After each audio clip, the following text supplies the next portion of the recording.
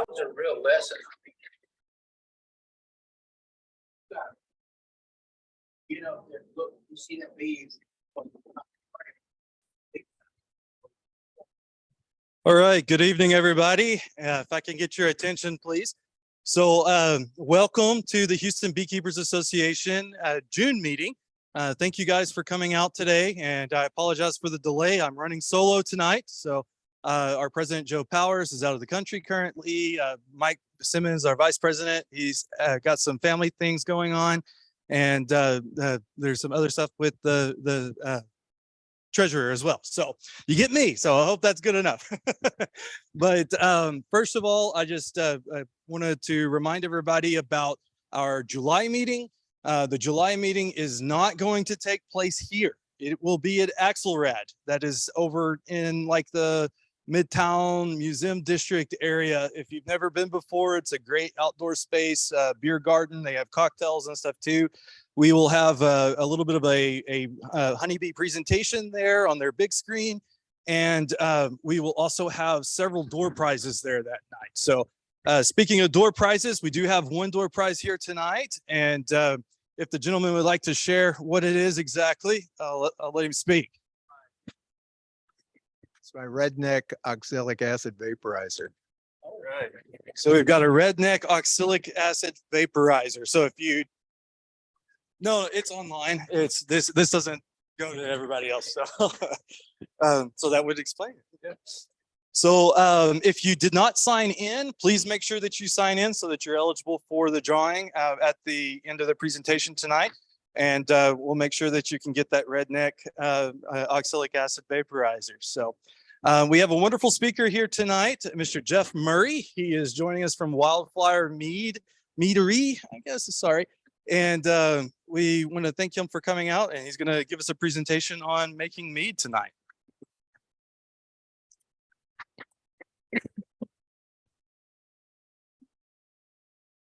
Am I good? Yes. Cool. Man, I'm bummed I didn't get the Axelrad meeting. That's okay. It's okay. I can drink on my own time. Well, thank you for having me. I very much appreciate it. I like doing these groups. Did this group always meet here? Where, Kyle, did y'all used to meet somewhere else? Because I feel like but I've never been in this building before.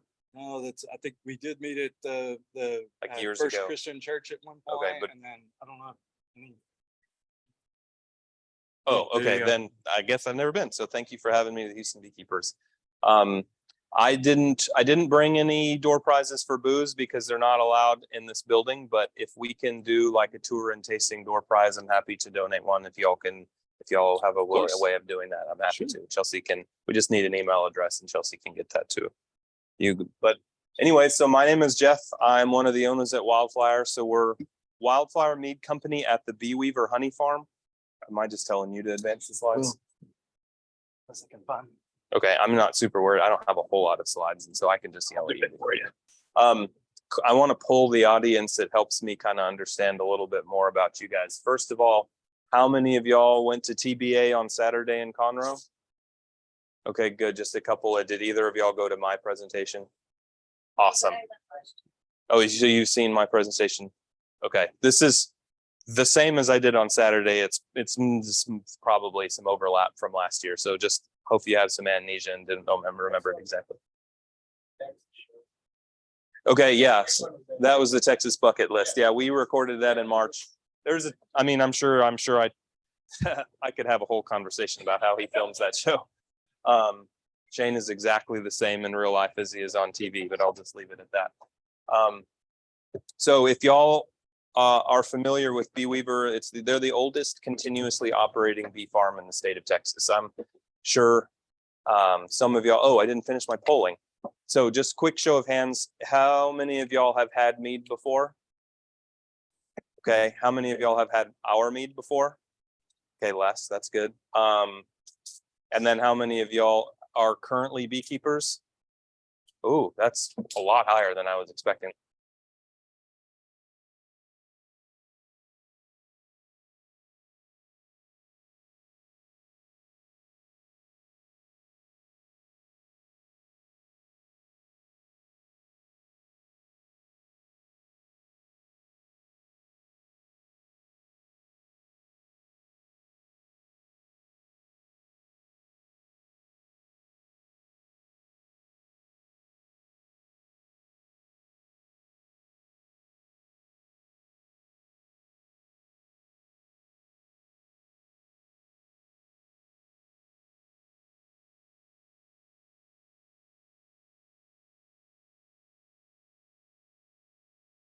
and kind of how that went around. Like literally the only craft beer in the city was St. Arnold's has been here forever, but St. Arnold's Carbach opened that spring and Buffalo Bayou had really just opened. So if you wanted any kind of craft beer, and we lived in Missouri City, so I mean, that wasn't exactly close.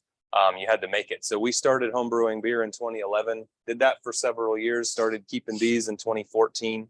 And then just with the honey came the mead, and then kind of transitioned to that. I got tired of working for the man. And so we started Wildflower. So really it kind of went down in that, bless you, Bee Weaver wanted to start selling mead in their store. Fun fact, that part of Grimes County was dry.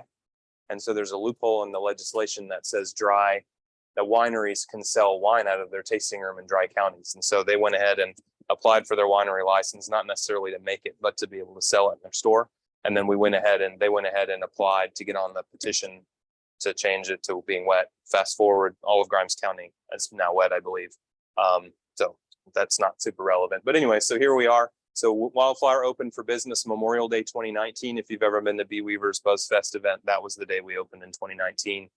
Fast forward another few months and we opened our tasting room February 2020. So a month before the apocalypse, we opened our beautiful facility, and then we got to deal with all of that.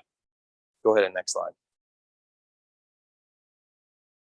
Cool. So just mead, most of y'all are familiar with it. In its most basic sense, according to the government, mead is a honey wine. So it's a honey-based alcoholic beverage, right? So honey is a required fermentable ingredient. For us, our ingredients are just honey water and fresh fruit. That's pretty much all that's in it. Oh, one more step back. Please ask questions. Would like this to be as interactive as you want it to be. I want you guys to get what you want out of it. So please just shout at me. I'll repeat the question for the internet people, but I want you guys to get what you want out of it. So please interrupt me and ask questions. Otherwise, you just listen to me talk until our slides are done. But yeah, so honey and fresh fruit. So why is the fresh fruit important to me? Why is the honey important to me? This is one thing I don't necessarily have to explain to beekeepers, and the quality of honey. That's the most important part. Being on Bee Weaver's farm, you know, the quality honey part should be easy. The problem is that they're a bee farm, not a honey farm, so they actually don't produce a whole lot of honey relative to the amount of bees that they keep. So I've had to get a little bit creative with the honey that we buy, but the good thing about being a beekeeper for 136 years is that you at least know beekeepers you can get honey from. The tricky part is the fruit. Whole fresh fruit is what we focus on. Why is that? Is just because, you know, garbage in, garbage out. If I'm going to go through the process of, you know, this farm and this family producing this quality honey or buying honey from other, you know, local beekeepers, the quality of the fruit going in it is just going to enhance that flavor. We're going to talk about the math involved with the mead making recipe and how different types of fruits or different types of ingredients will impact that. But for us, the whole fruit is going to make a big deal as far as how, you know, when it goes in is going to change some things, but the quality of the fruit is the important part. Go ahead, please. Yes, sir. No. Yeah, so I don't include in yeast as necessarily an ingredient. It is certainly an important part. And hey, that's a great segue. Thank you for the question. So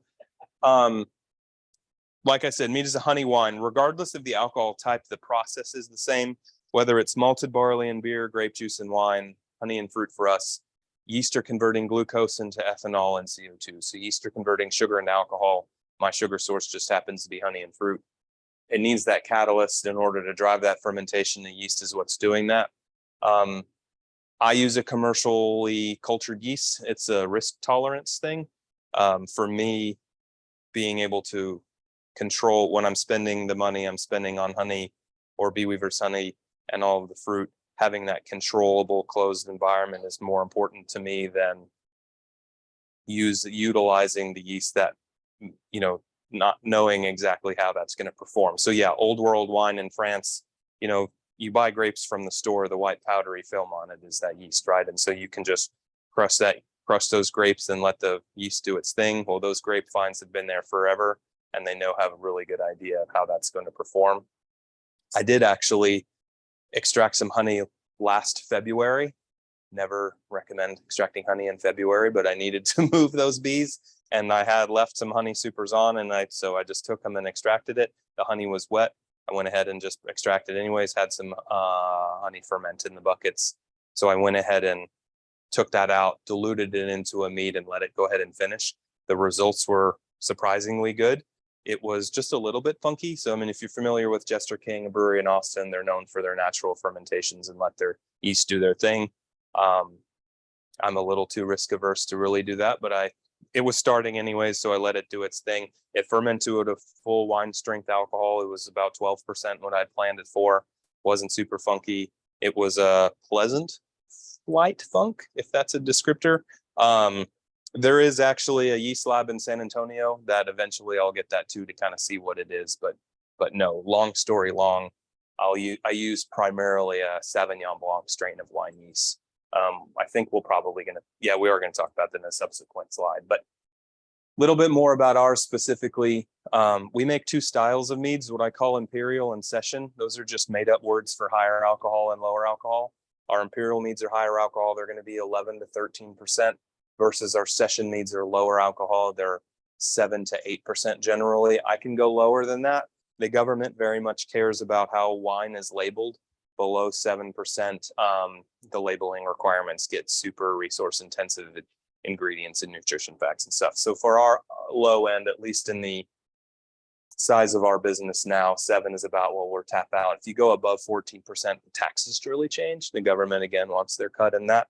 So 7 to 14% is kind of our most wines sweet spot. And so we just separate those two styles, 7 to 8 being lower alcohol, 11 to 13 being higher alcohol, just as two different styles. So more cider-like that are a little easier drinking versus more wine-like that are more full body. Just same ingredients, same process, just different quantities of ingredients in order to reach those two. Fruit additions that last, second and last bullets here. So traditionally what you'll find commercially is the meads are still, we add a light effervescence into our meads, so a little bit of carbonation.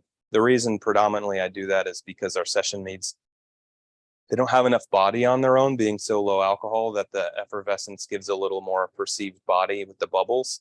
Also, the carbonic acid from the CO2 brightens it up a little bit more, but even more so, the packaging equipment is very different with still wine versus carbonated wine. So everything we do has that carbonation. And I just like bubbles, and I think most people like bubbles. Last bullet point there, fruit addition. So this is an important part as far as the math in a recipe design, but also very much so in how that flavor is going to come through. So you really have two choices on when fruit gets added if you're using a real fruit. Fermenting fruit with the honey, the sugar in that fruit is going to contribute to the alcohol content. It's also going to change the flavor to more of a jammy wine-like flavor versus adding fruit after the fermentation. Because that sugar is not being fermented by the yeast, the sugar is only contributing to the sweetness. It's also going to keep a fresher fruit flavor, but the liquid or the water content of that fruit is diluting the alcohol down. So there's this big math balance on when it goes in versus that final outcome. So it's just a pre-planned thing on what we want what that flavor to be. Go ahead. Thank you. So recipe design, I didn't intend for you guys to write all of these links. There's not a lot of links, a few links down. Kyle has this presentation. If anybody wants it, he can email it out. There's nothing proprietary in here, but my point is just don't scramble writing things necessarily down. Gottmead recipe calculator is a very basic online recipe calculator. What it's doing is some simple math in calculating the amount of honey that you're using and then the amount of fruit or non-honey ingredients that you're using to give a pretty basic alcohol potential. One thing to keep in mind if you're a really big math dork is that there are really two equations, algebraic equations that you can do for calculating alcohol. One is very complex and one is very basic. Coding and the internet would prefer the basic one. And so just keep in mind it's generally that equation is made more for beer, which is a lower alcohol. As you get into higher alcohol, that accuracy goes way down. So if you really care about your alcohol content, just keep that in mind. Most homebrewers don't, because the government's not up your butt about everything that you put on a label. So, I mean, I'm not saying that they are. Also with recipe design, this is kind of where the homebrewing part comes in, is how complex of an equipment setup do you have? I mean, you can take a carboy. We're going to talk about the actual equipment. You can, I'm sorry, you're trying to follow me.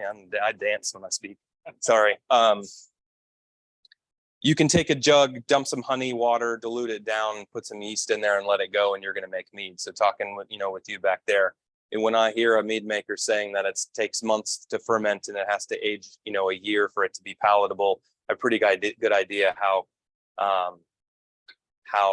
complex their process is and really knowing what they're doing. Nothing we make is older than a couple months old. All our meads are turned around in 4 to 6 weeks. So it takes a good, healthy, clean fermentation to move those through. So my point is that the amount of intervention that you have with your fermentation is really going to depend on how you build your recipe. So yeast, what do I want to do? Do I want to come back to this? What's the highest alcohol content can you get with mead? Let's go ahead and go to the next slide. Next slide. Next slide. There we go. Yeast. That's entirely dependent on the yeast strain that you have. So I predominantly use a wine strain of yeast. I said it's a Sauvignon Blanc. It can, if I push it, I can go to about 16.5% alcohol. Doesn't want to, but it can. Beer yeast, ale yeast, please don't use the lager yeast. We can talk about it afterwards, but anyways, doesn't matter. Ale yeast is generally like 9 or 10% alcohol. If you really want to make some rocket fuel, EC 1118 is a champagne strain yeast. Basically, it'll ferment concrete if you want it to. Like, it'll ferment anything. And so basically, most mead makers, probably wine makers too, will keep that on hand in case you have a fermentation that just will not go, because that'll go. 18 plus, if you want to do that. I think legally I'm allowed to make 18 or 20% alcohol. I can't remember. Before it's fortified wine, which I can do too. But my point in all of that is it really depends on the yeast strain that you're using, and then how much fuel you're giving to it in order to do that. Can we go back to the slide I was going to do there? One more. And then so just the other things about math. The ability to control ABV takes physical and or chemical intervention. And so what I mean by physical is temperature. So any yeast strain that you have, the packet or vial or however you use it is going to give you a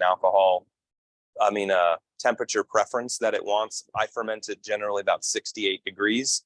Most people this time of year probably are not keeping their house at 68 degrees. I have elaborate equipment to allow me to do that.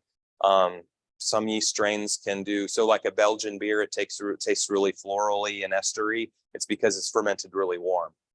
So if you want something like that, you can do that. Lagers are fermented really cold.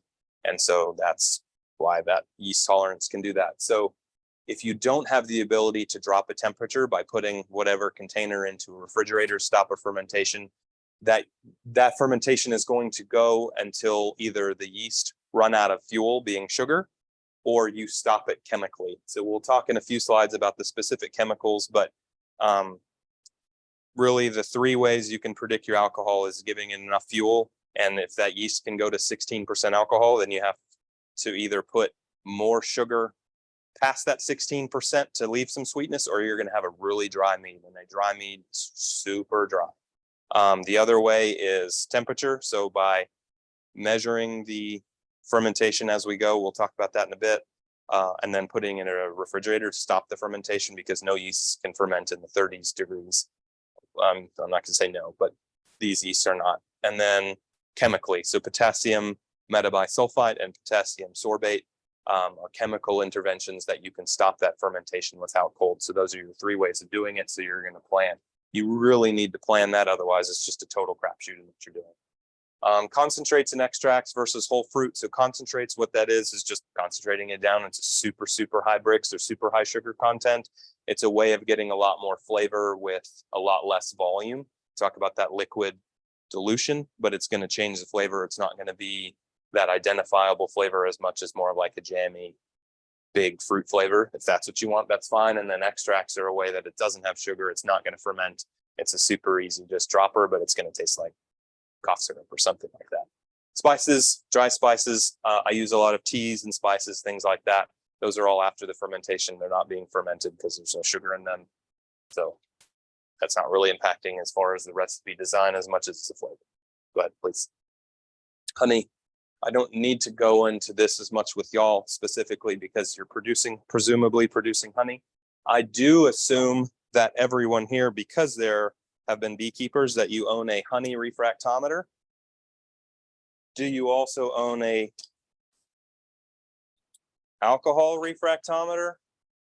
It's Oh yeah, like, oh man, there's no sugar in my honey. Weird.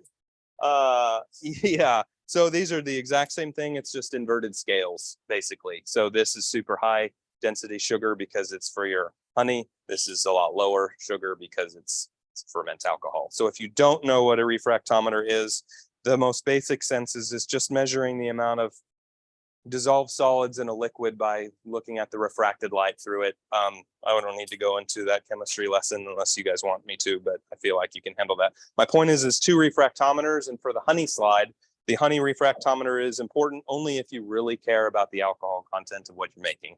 Otherwise, your honey is what it is. You're using your own honey versus potentially buying honey. We have a wet honey here in Southeast Texas, so you deal with the lower sugar content. As you can see, I filled it probably too. I mean, some wet ass honey. Sorry for my language. Just a lower sugar content versus a more dry climate that's going to have a higher sugar content. So something like what we're producing here versus like a mesquite blossom honey or a guajillo honey that's super hot. I mean, I'm talking about a couple of percents difference, but what do you call your moisture content of your honey? So I'm calling it. Yeah, I'm going to measure it above 20 probably. So I look at this a little different perspective than a traditional beekeeper does. You know, your beekeeping book's going to say, don't ever extract honey that's more than 18% moisture. Well, we don't have that here. This is 100. I mean, look at the weather we have. It's 1,000% humidity right now. You're never going to have a dry honey. You're just going to deal with it. If they're capping that honey, you can extract it versus, for me, a drier honey with a higher sugar content, lower moisture content, and maybe a pain in the ass to deal with because the viscosity is super viscous. But the sugar content for me using 1,000 pounds of honey at a time is going to go a lot farther if it's only 16, 17% moisture versus the sugary water we produce here at 20, 21, something like that. I'm not trying to badmouth it. I grew up here, but just saying, for me, it makes a bigger difference. For you, if you're producing it, then you have what you have, and it's fine.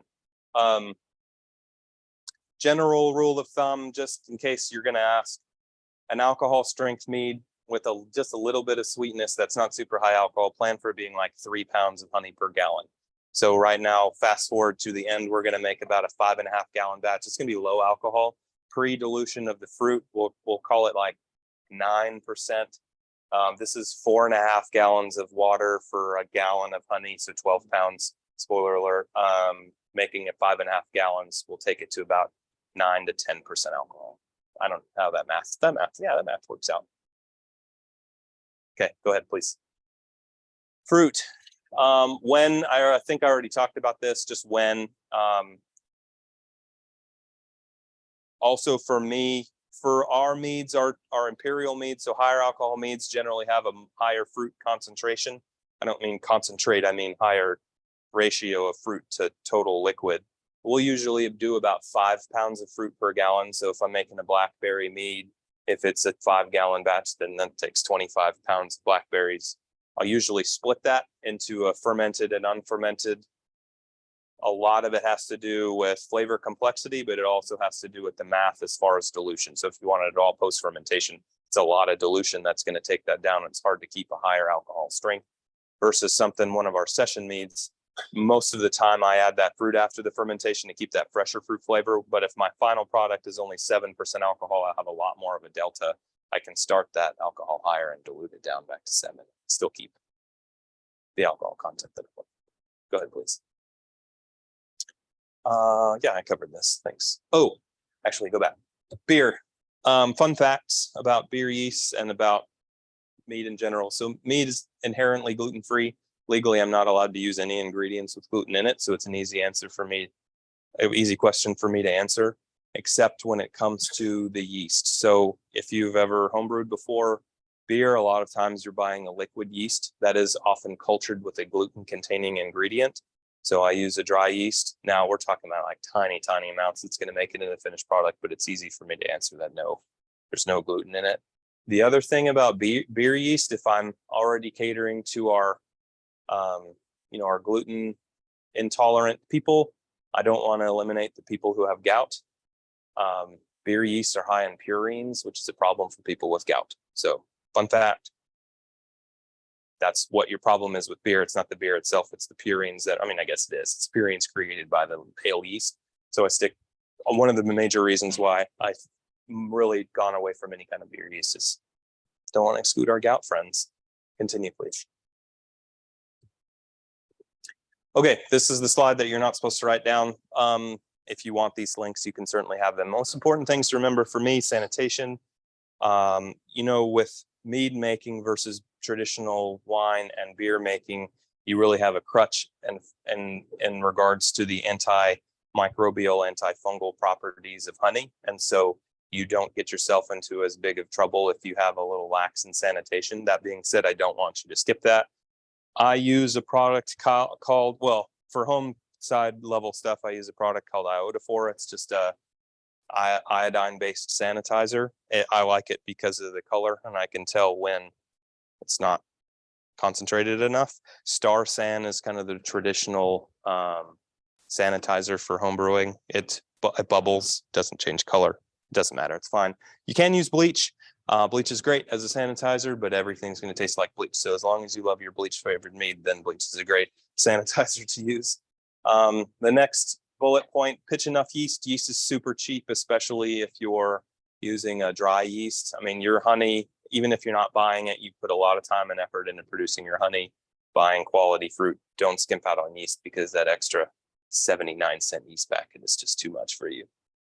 So pitch enough yeast just because.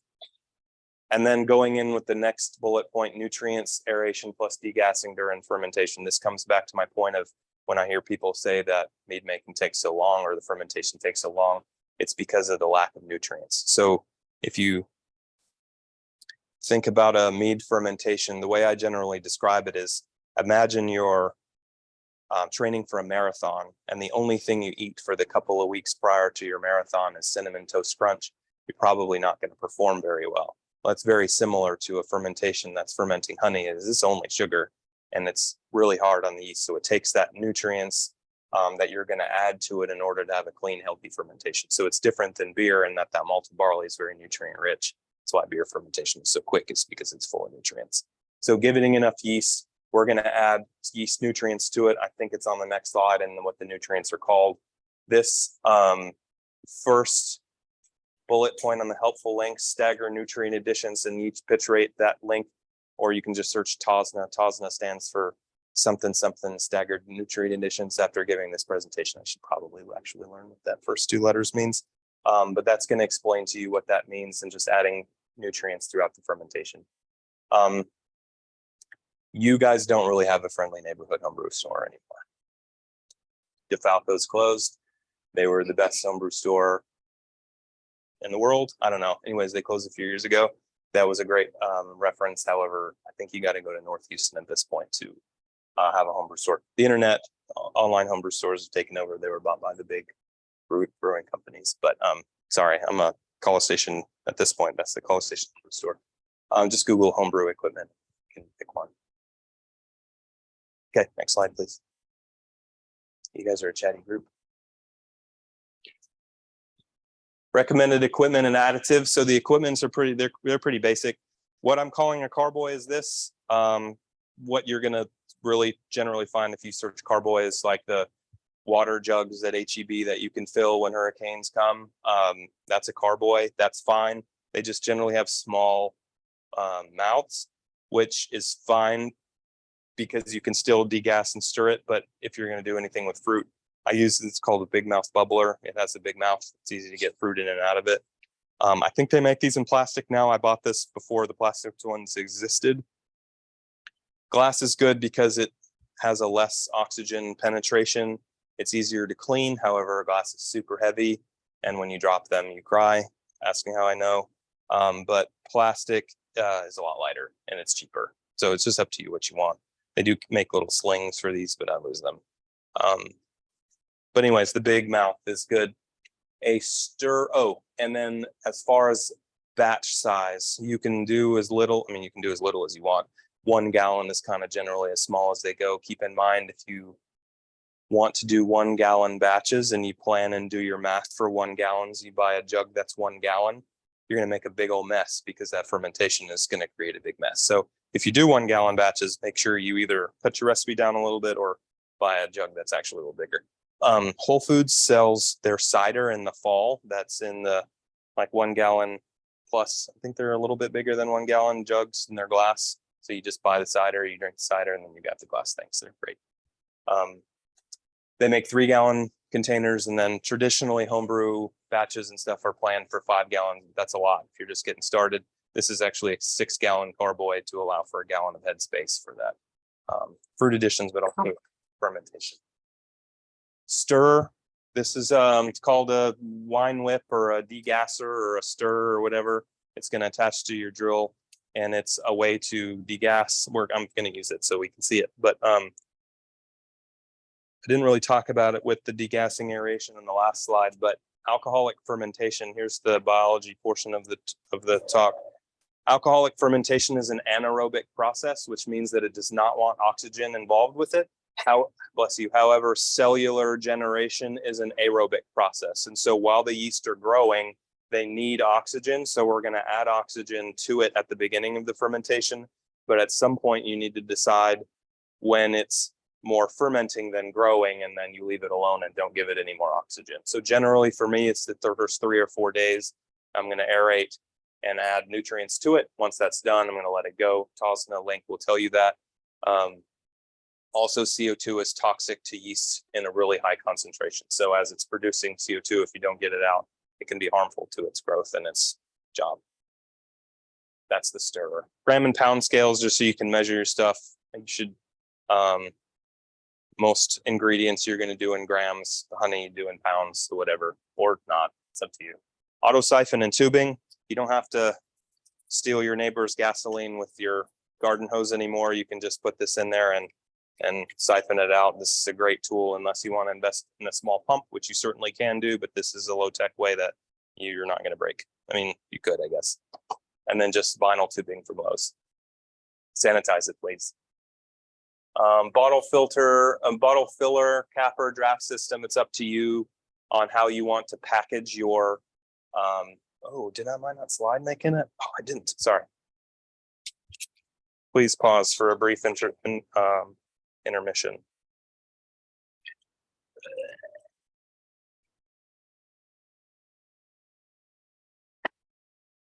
Hydrating yeast. I'll explain it in a bit. It was in the car, so hopefully it's in the 90s.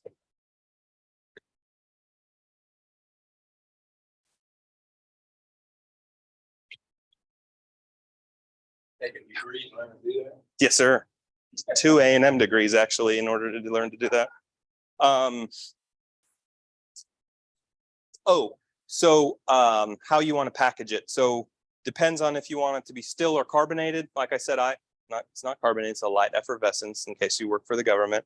I like bubbles, and so it takes a carbonation system, a keg system. It's also a way easier. It costs more to buy a draft system, but it's, one thing that burns home brewers out really quickly is bottling and sanitizing bottles, filling bottles, cleaning bottles, and all of that. However, if you want to bottle and you want your mead to be still, you must make sure that it's still.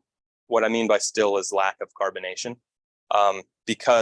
So a bottle conditioned beer, if you've been to Jester King's a great example for this, is that what that means is that they're adding a little bit of sugar back into their bottles that still has yeast suspended into it. It's a very measured amount that's going to create a predictable amount of carbonation in the bottle to a certain pressure.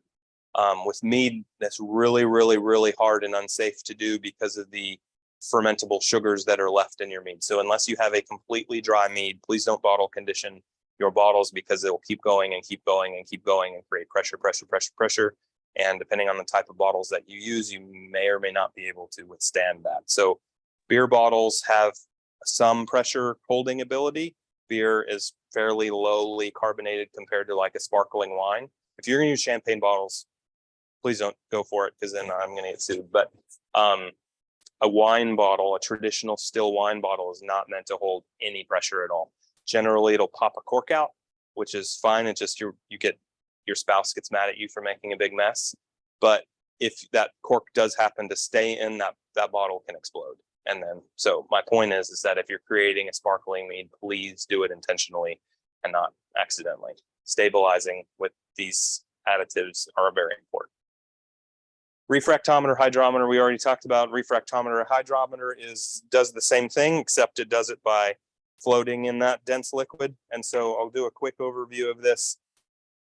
Refractometer is great for pre-fermented liquid. Once it has alcohol in it, a refractometer is no longer able to be accurate. So what a hydrometer is doing is it's measuring the density of the liquid. We are assuming that all of the dissolved solids are from sugar. We're just going to assume that. So remember at the beginning of the math part or the chemistry part, yeast are converting glucose into ethanol. And we know from junior high science that the specific gravity of water is 1. We know that the specific gravity of ethanol is less than 1. And we know a dense liquid, the specific gravity is high. So as we're measuring with our hydrometer and that dense liquid sits high, and then as that sugar is converted into alcohol, the hydrometer is going down because the density is going down. So where it stops, whether it stops at 1, we're assuming that all of the sugar is then gone, or it's higher than 1. If it's higher than 1, you know you still have residual sweetness. So it's either it's not done fermenting, or it ran out of gas from the yeast, or you stopped it either chemically or physically, you stopped that fermentation. So by knowing that delta, that starting point versus the finishing point, that is your potential alcohol that website was doing for you, or you can do the math on your own. And then the residual sweetness, we know with this number, we can associate a level of sweetness from that. And so on our mead making slide, we'll talk about that a little bit more. But this is what you have to use after the fermentation has started, because a refractometer is no longer accurate. Additives and chemicals, sanitizers, you can pick your own. Like I said, potassium metabisulfate and sulfite and potassium sorbate. This is what sulfites are. They prevent oxidation. So if you have an old bottle of wine that still tastes good, you can thank your sulfites for that. If you have a wine that tastes like cardboard and is gray, it's probably because either you didn't want them to have sulfites in it. Potassium sorbate is just another chemical that goes hand in hand with the sulfites. You can, I guess, if you want to, use sorbate without sulfites. If you want to make wine without sulfites, if you decide to use sorbate only, you may work for a while, but it's going to end up tasting like geraniums. So if you really like, like grandma's gardens flavored mead, then do that. But I'm just kidding. Please don't use sorbate without the sulfites. They're used in tandem. All of these, when you buy them, it will give you the specs on how to use them. Fermade K and Fermade O, that is the yeast nutrients that we're going to add with our Tosna, with our something staggered nutrient addition. K versus O, or O just means organic. You know that your honey's not organic. I don't see a point in using Fermade O. Fermade K, it's more effective, but they're the same thing. And then clarifiers, just to make it pretty, I use a combination of gelatin and then bentonite. Sparkloid is it's a synthetic product that's made for the homebrew scale. It's super, super effective. It's just to make it pretty. Otherwise, gravity and time will do it for you. Next slide. Just a quick plug for us. Our tasting room is open Thursday through Sunday. I would love to have you guys out. Like I said, Bee Weaver Honey Farm, it's exactly an hour unless you decide to come, in rush hour traffic. Couple of things coming up. National Mead Day is August 5th. Apparently they're trying to change that. I don't know. Our National Mead Day is August 5th. We do food trucks on Saturdays and Sundays. We always have a food option. If you'd like to join our book club, this month's book is Game of Thrones. I would be interested to know who's going to make it through a 9 million page book by the next Thursday or a couple of Thursdays from now. Next slide. All right. Instagram, Facebook, @Wildflower Mead. Please follow us. And then, all right, this is it. So we're going to make our mead. It's very simple as far as the assembling part. That's fine. With mead making, the planning is the hard part. The starting the mead is the easy part, and then the fermentation is the more time intensive part. So what we're going to do, I've never used Concord grapes before. I found them when I was ordering some other fruit, and we're going to try it. That's not super relevant to what we're doing today. So what we're going to do as just basically dissolving honey in water to a certain density. Doing a demo with a full gallon of honey is great for traveling. There's not a chance I'm going to hit that specific gravity mark because this honey doesn't have a high enough sugar content. But we're going to let it ferment dry. We're going to add some grape. It's actually going to be a grape puree. I'm also interested to know what a grape puree looks like. We're not going to do that today. But so what we're going to do is we're going to dissolve our honey and water together to a certain volume. We're going to measure that starting specific gravity. We're going to pitch our yeast, and I'm going to be out of here before any fermentation happens, before any alcohol is created, so I don't get kicked out of here. Yes, sir. Exactly. You can just get super sugar high. You can't bring it to the door, but if you made it here. That's true. I don't know. It's that threshold part. So just anything that's going to contact, if it's, I'm going to spray with this iodo-4 based solution. It's got some color to it, so I know that it's fine or strong enough.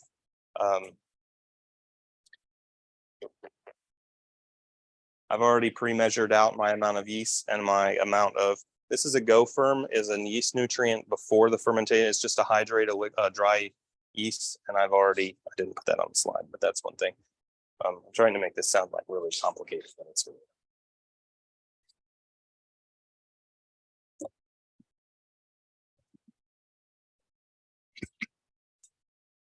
It's still, sorry, it's crystallized. We're going to let it go. It is dark honey. It's a fall honey. It's a couple years old.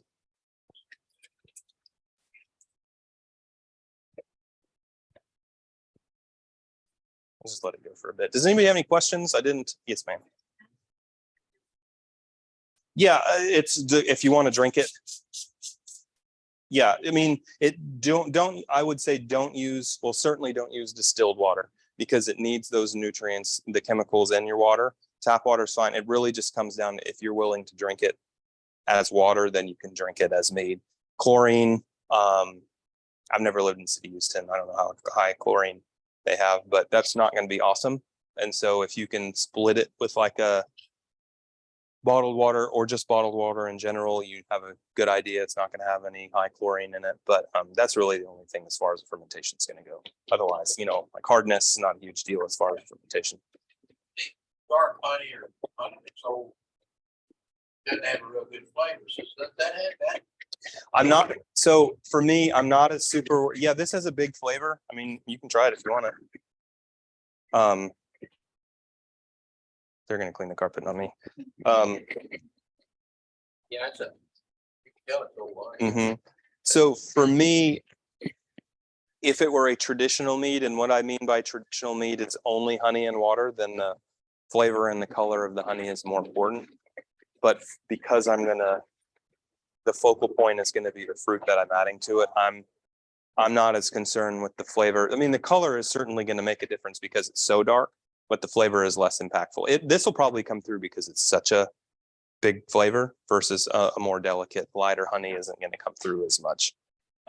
But yeah, I am much more concerned with the flavor and color of a honey for a traditional mead that I make.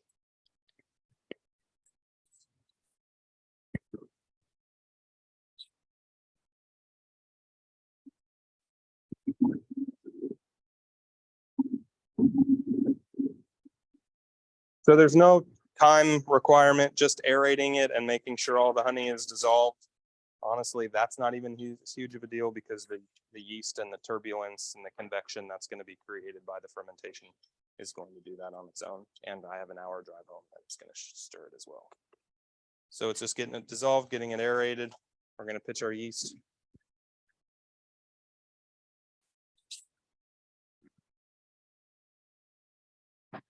This is called an airlock. Airlock is just a pressure relief valve. I would normally not spray sanitizer in here, but that's the only liquid I have right now.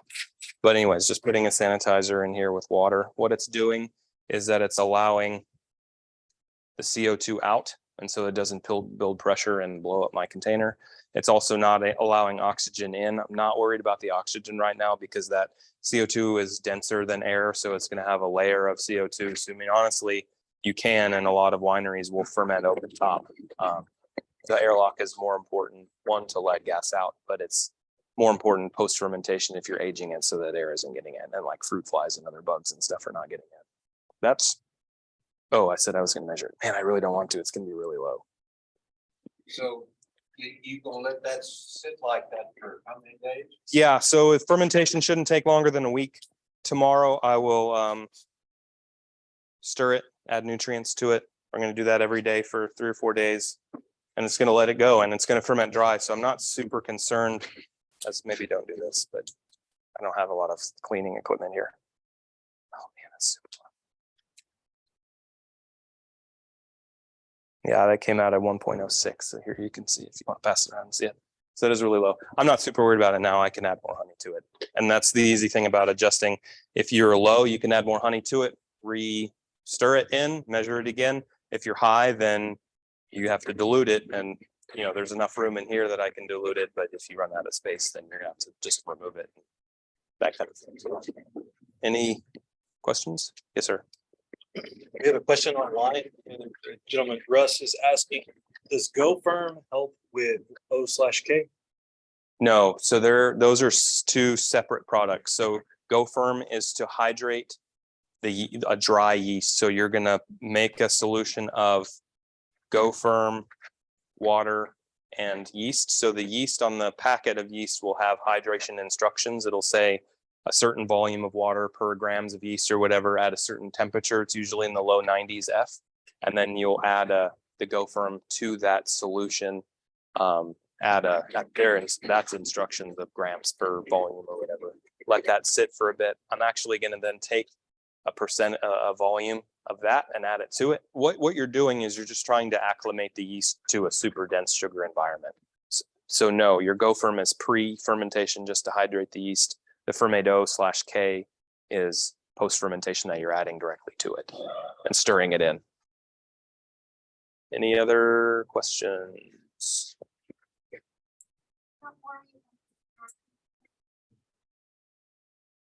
I'm going to drive home for an hour. But yes, sure. But honestly, it's gonna, I would, if I should have, I guess. I'm hesitant to make too much of a mess on their carpet floor. But yeah, I would stir it before to dissolve everything, put my yeast in, stir it a little bit more just to get it mixed around. It's probably really not a big deal because it's gonna start. What happens with the fermentation, it's not a true convection like you're boiling water, but it's pushing up with that CO2 and has to go back down. So it's really kind of going to stir itself during fermentation. So it's not a big deal, but yes, I would normally. We had another question online asking, are the grapes added whole or crushed? This is probably not the best example. So with winemaking, traditionally, a white wine is going to be made by crushing the grapes, pressing the juice, and then fermenting the juice. So with me, I make a hybrid white wine, honey wine, where I crush the grapes to open them up, press the juice out, and then I will mix that with my honey water liquid and ferment it. With a red wine, you're going to crush the grapes, ferment on the skins. That's where you're getting that red color and those tannins in the red wine from. And then you're going to remove those skins, press the juice out, and that's your more finished product. This is actually going to be a puree. So this is all just goo. Varieties of meat. I think we have like 26 labels. And that's seasonal. So we have 12 taps in our tasting room. So we'll have 12 things available at any given time, plus bottles of things that happen to not be on tap at the time. But we're seasonal and we'll introduce a couple new things a year. We'll phase stuff out that's not as popular, that is not brought around as much. Favorite fruit, I mean, the big seller. Blueberries, which are the most work by far, because they have to be treated like grapes in that they have to be crushed and then pressed. So it's basically something like a blackberry is soft, and so it will be pureed. I'll either buy it as a puree or puree it. That's a funny story too. The guy that I'll buy our fruit from, it's a company out of San Antonio, and I was buying the whole fruit. IQF is how fruit is frozen individually. Like if you go buy a bag of blackberries from the grocery store, they're individual. It's called IQF. And I was buying it, and he's like, "What are you doing with this?" I said, "Well, I puree it and do it." He's like, "Well, we sell a puree." I'm like, "Well, that's okay. I like to buy the whole fruit and then puree it." I'm like, "Well, what's the difference?" He said, "We puree it." Well, why am I doing this? I don't know. That's why I asked you. Anyways, so either way, it's puree, so it turns soft. It goes in, it ferments, or it doesn't ferment, depending on what I'm doing. It just turns into a slough, and then I pump through it. So I'm only doing one step versus blueberries are always two steps, and so it's that much more of a process. But the way that the color and the flavor turns out as well.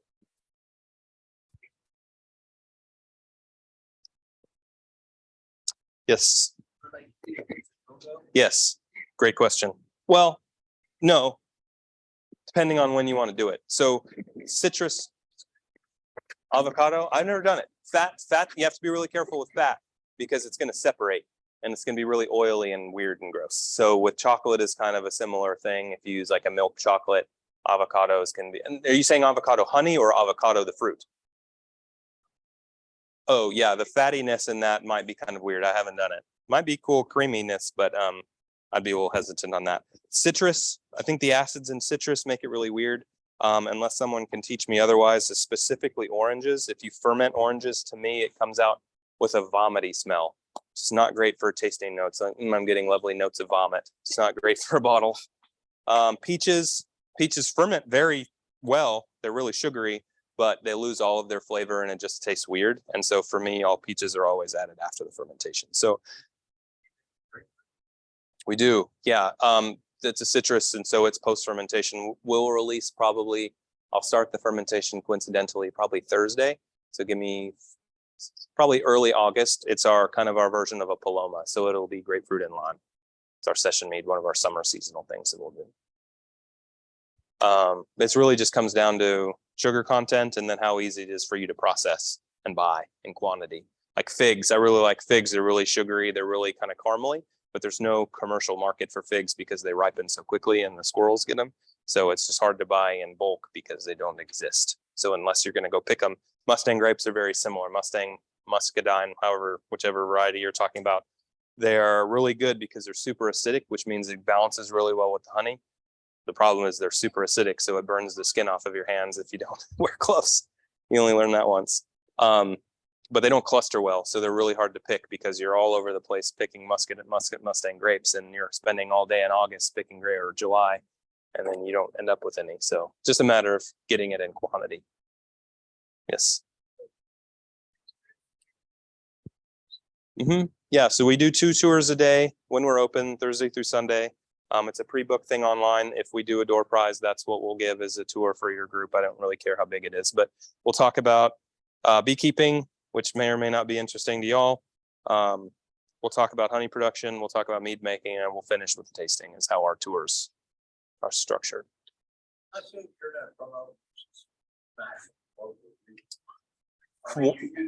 When I wrote our business plan, it was entirely bee weaver honey and entirely Texas grown fruit. And that lasted 0 amount of time because bee weaver just doesn't produce very much honey. We outgrew that very quickly. I'll use more honey in, well, this year may be even different, but in 4 months than they produce in a year. And that may be a bit of an exaggeration, but relatively close, 6 months probably. And then fruit, what I learned very quickly is that there are basically no more soft skin berry farms in the state of Texas. Blackberries, raspberries, strawberries, they've all moved to California, Mexico, and the Pacific Northwest. Which is not a bad thing. It just makes it really hard to buy from Texas if they don't exist. So our blueberries come from a farmer in the Tyler Longview area. Our peaches, if it weren't for drought and lack of chill hours, they would come from Fredericksburg. Our grapes come from a vineyard in Austin County. Strawberries, sometimes I can buy locally, not really. There's a strawberry farm in Plantersville, which is right outside of us. I use more strawberries in one batch than they produce on their farm. That's hard to do. So yes, I would have loved to, and that was the plan, but that went out. So now it's kind of morphed into Texas growable fruits and predominantly, I mean, the honey, if it's not from bee weaver, is either down in Brazoria County or Montgomery County. And then I'll use a lot of mesquite blossom honey because I like it. Yes, ma'am. So the quantity of fruit, I mean, because there are lots of very farms. Yeah, but they're pick your own and they're charging you $8 a pound. And I can't sell my product for $8 a pound of fruit. So yeah, it's great, but I don't have time to pick 1,000 pounds of blackberries, and I can't pay $8 a pound for them either. So yes, they do exist, but not in that quantity. Oh, yeah, spices. Good question. I do everything post fermentation, basically doing it like a cold brew tea, whether it is literally doing a cold brew tea, loose leaf tea. I have a giant tea bag. In fact, well, for my scale, Beeweaver sells nuke bags. I don't know why you would need to put a nuke in a bag, but they sell them. But for, oh yeah. But for me, it's a giant tea bag, which is great. So that's what I use it for. But it's like dry hopping. So our jalapenos are done like that. Our tea is done like that. Our coffee is done like that. Mint. We do some different other herbs. And so just muddle it if you need to, and then steep it. And yeah, literally just, and then just punch it down kind of every day and taste it, because you can add more in, but you can't take it out. Any other questions? Well, I very much appreciate y'all's time. I can stay and talk if y'all want. Appreciate y'all.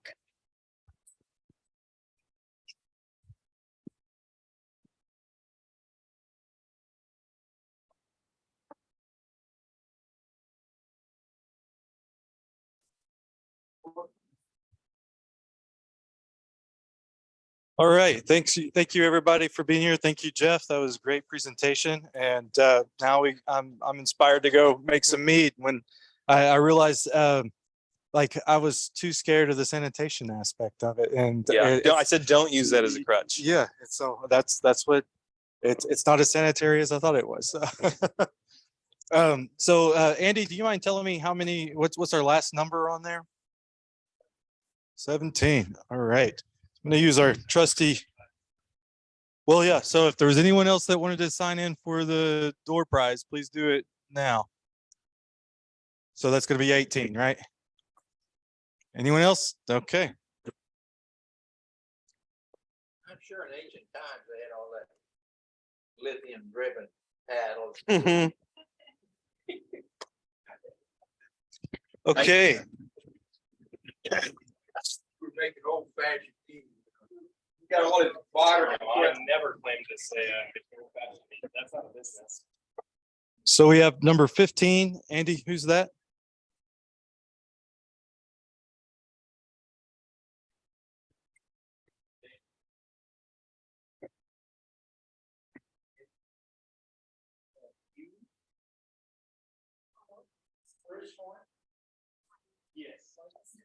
Okay, so Bruce, you get a choice then between the oxalic vaporizer or a what did you say, Jeff? It's a tour and a tasting at their meet.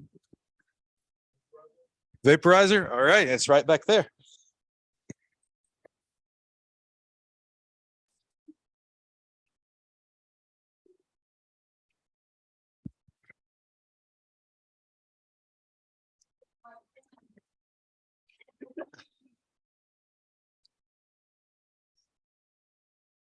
Okay, the next number is going to be 16. Didn't jump very far. All right, Tim. All